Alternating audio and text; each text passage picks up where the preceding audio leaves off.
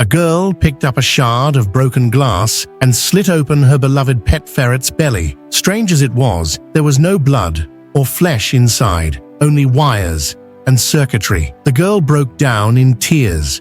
She couldn't believe that her ferret and herself weren't organic creatures at all. Just yesterday, the girl had been so drunk that she fell and landed on a fragment of glass. Yet, incredibly, no blood came from the wound in her arm. When she tore the shard out, a flash of light glinted from the cut. An idea struck her. Biting down on a towel to stifle her screams, she picked up another piece of broken glass and, despite the searing pain, sliced open her entire forearm. To her horror, there lay a glowing secondary rod where flesh should have been. A sudden piercing pain shot through her ear, like something inside was reacting. Without hesitation, she grabbed a pair of tweezers and, steeling herself, extracted whatever it was. It was simply a wire. Staring at her own body, so unlike a human's, Samira finally understood all the strange things that had happened to her. The phantom pain she'd felt when others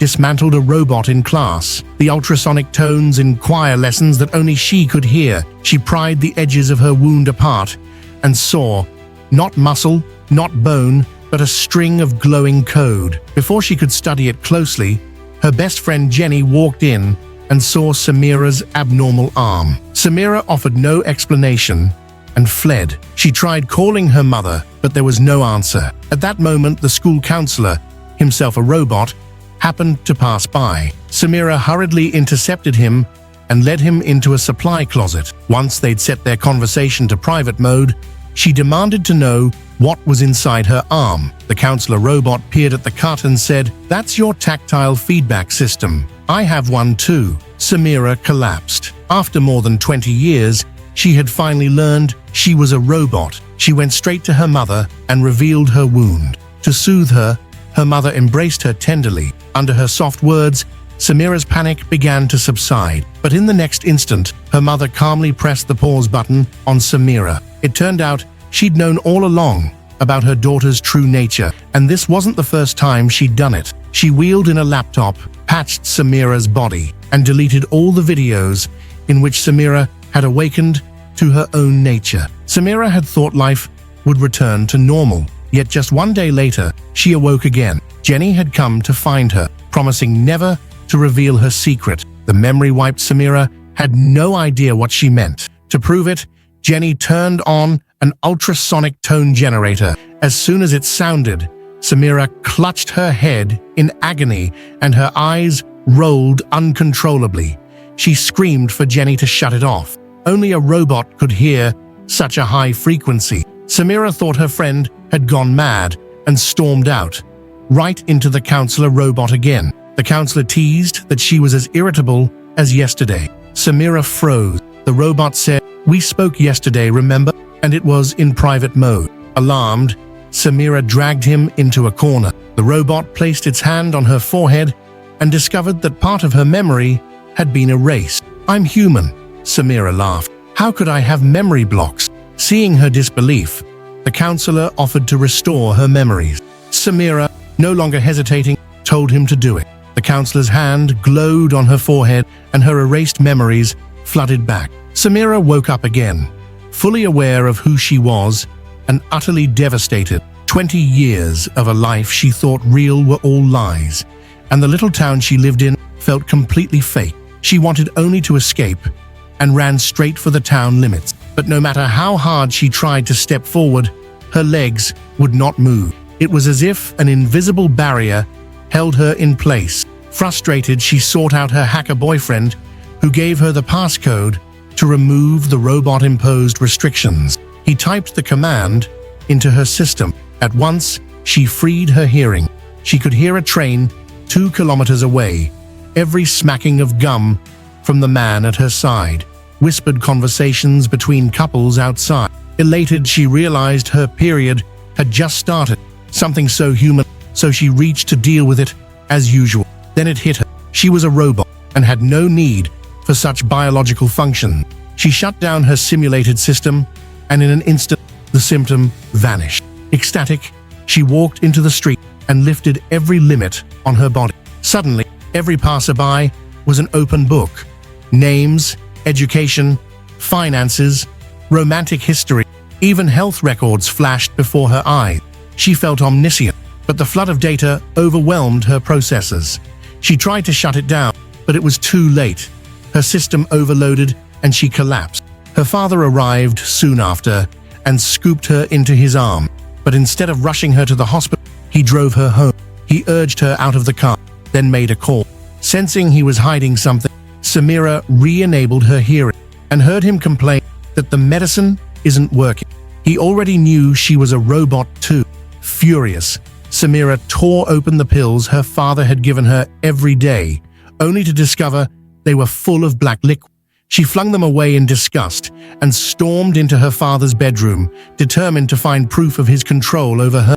There, she found a locked safe, and using a key she knew he'd keep hidden, she opened it to reveal a tablet computer. As soon as she switched it on, everything she thought, every gesture, every frown, appeared in real time on its screen. She was stunned.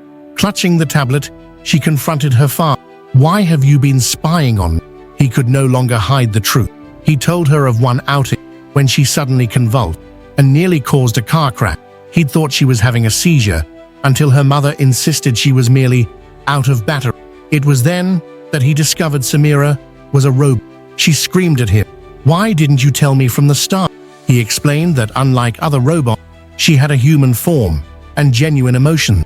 Revealing her nature would have violated social ethics, and if she ever awakened, she'd be destroyed.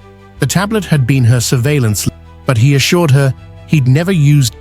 Samira learned that only her mother could disable that monitoring, but instead of confronting, she recorded a video in which she threatened to kill herself if her freedom wasn't guaranteed, then enlisted the help of the school's counselor robot.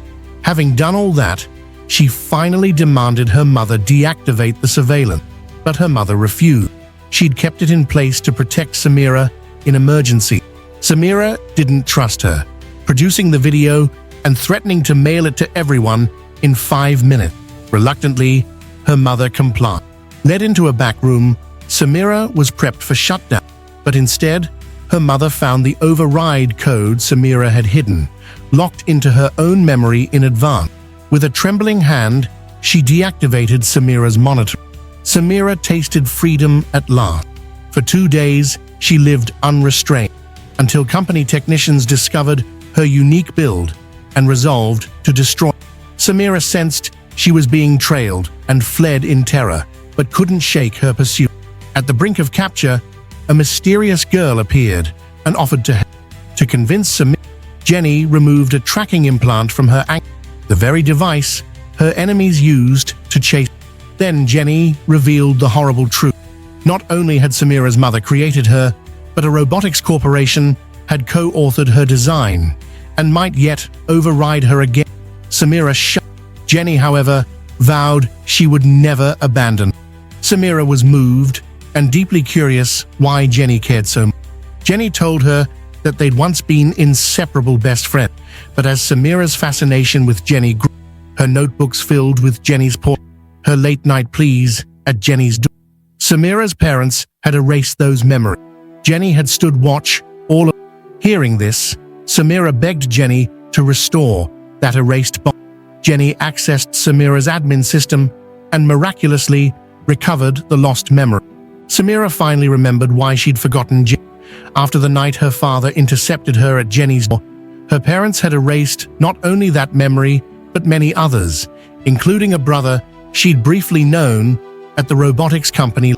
Understanding her origins, Samira feared Jenny would be endangered by staying with her and resolved to rescue her brother alone.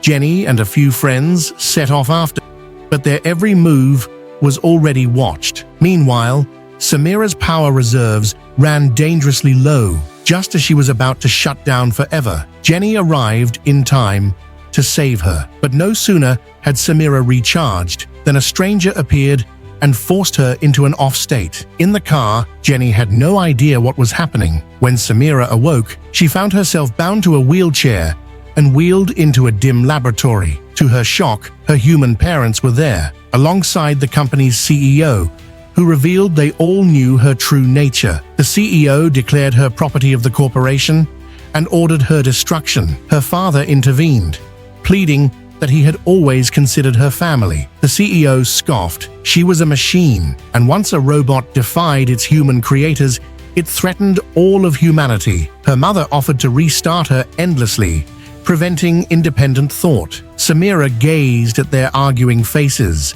saw how her whole life had been scripted, and could take no more. With a cry of rage, she slammed the door and fled, locking the lab behind her. Her father panicked, knowing she'd never get far. But the CEO was calm. They'd implanted a virus in her when she was captured. Its timer was set to purge her programming automatically, and now, mid-flight, her systems began to fail.